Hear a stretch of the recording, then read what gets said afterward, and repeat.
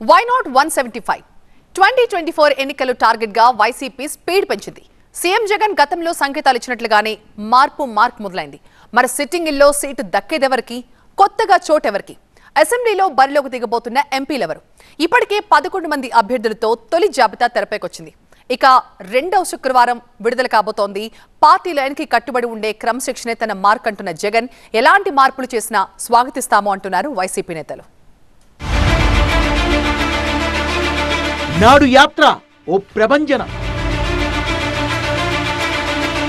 నేడు మార్పు మాత్ర మరో సంచలనం. వై దిస్ మార్పు?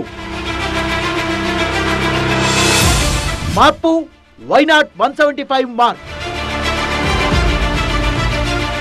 టార్గెట్ 2024 క్లీన్ స్వీప్ విక్టరీ కోసం మరింతగా వ్యూహాలకు పదును పెడుతోంది వైసీపీ.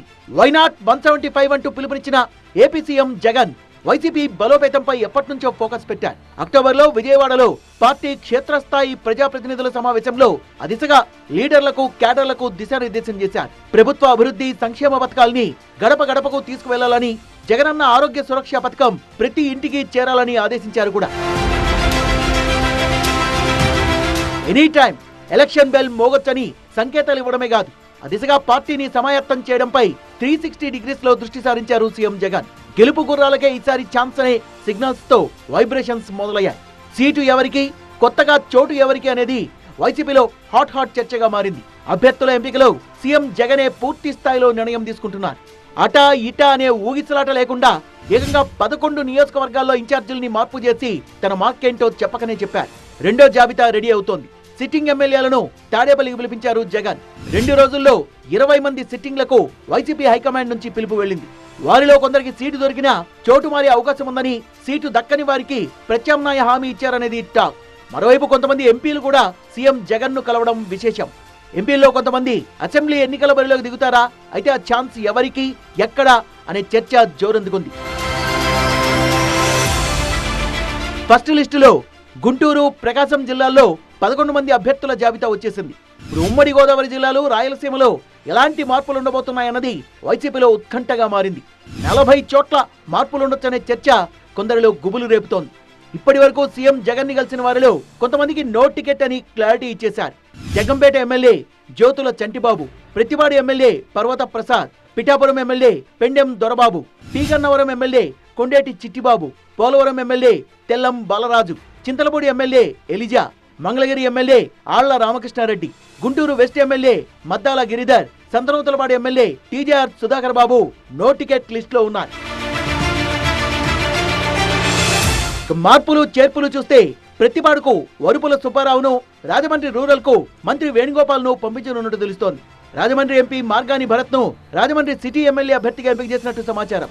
కాకినాడ ఎంపీ వంగా గీతను పిఠాపురం ఎమ్మెల్యే అభ్యర్థిగా ఎంపిక చేసినట్లు పార్టీ వర్గాలు చెబుతున్నాయి. అమలాపురం సిట్టింగ్ ఎమ్మెల్యే పినిపే విశ్వరూప్ ను పీగన్నవరం లేదా పాయకరావుపేట నుంచి బరిలోకి దింపే ఛాన్స్ ఉంది. రాజోలు జనసేన ఎమ్మెల్యే రాపాక వరప్రసాద్ ను అమలాపురం ఎంపీగా పంపించే ఆలోచనలో ఉన్నట్టుగా తెలిసింది. ఎమ్మెల్యే రాపాకతో పాటు పొన్నూరు ఎమ్మెల్యే కిలారు రోసయ్య, నరసాపురం ఎమ్మెల్యే ప్రసాద్ రాజు కూడా సీఎం ను కలిశారు. సీఎం గారు ఒకటే చెప్పారు, సిటీ అని పిలుస్తారు గౌరవంగా. సిటీ మరి మన పార్టీ అధికారంలో రావాలి, 175 నెగ్గాలి.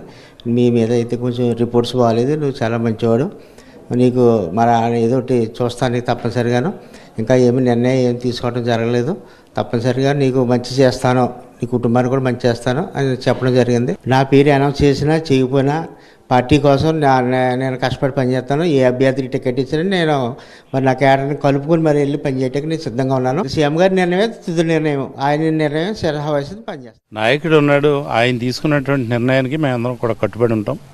ఆయన నన్ను ఎంపీగా పోటీ చేయమని అడగడం జరిగింది. అలాగే విధంగా ఇక్కడ సరైనటువంటి క్యాండిడేట్లను ఎమ్మెల్యే కానీ ఎంపీ కానీ ఆయన అడగడం జరిగింది. నేను ఆయన ఆ నిర్ణయం అధ్యక్షుడికే నేను వదలటం జరిగింది. ఆయన మీరు ఎక్కడికి పంపితే అది ఎమ్మెల్యే పోటీ చేయమంటే ఎమ్మెల్యే చేస్తాను, అదే ఎంపీ చేయమంటే చేస్తాను. మరోవైపు రాయలసీమకు చెందిన కొంతమంది సిట్టింగ్ ఎమ్మెల్యేలు కూడా సీఎం ను కలిశారు. మంత్రి గుమ్మనూరు జయరాం, మాజీ మంత్రి శంకర్ నారాయణ, మైదుగురు ఎమ్మెల్యే రఘురామరెడ్డి కూడా సీఎం ను కలిశారు. రాయదుర్గం ఎమ్మెల్యే కాపు రామచంద్రారెడ్డి కూడా సీటు ఇవ్వడం లేదని తెలిసింది. ఈయన కూడా సీఎం కార్యాలయానికి వచ్చి జగన్ ను కలిశారు. రేపట్లోగా మరో లిస్టును సిద్ధం చేయొచ్చని తెలుస్తోంది. ప్రతిరోజు మధ్యాహ్నం 3 గంటల నుంచి రాత్రి 7 గంటల వరకు సీఎం అభ్యర్థుల ఎంపిక పనిలోనే ఉంటున్నారు. సీఎంతో భేటీ తర్వాత చాలా మంది సిట్టింగ్ ఎమ్మెల్యేలు అధిష్టానం నిర్ణయమే ఫైనల్ అని చెప్తున్నారు.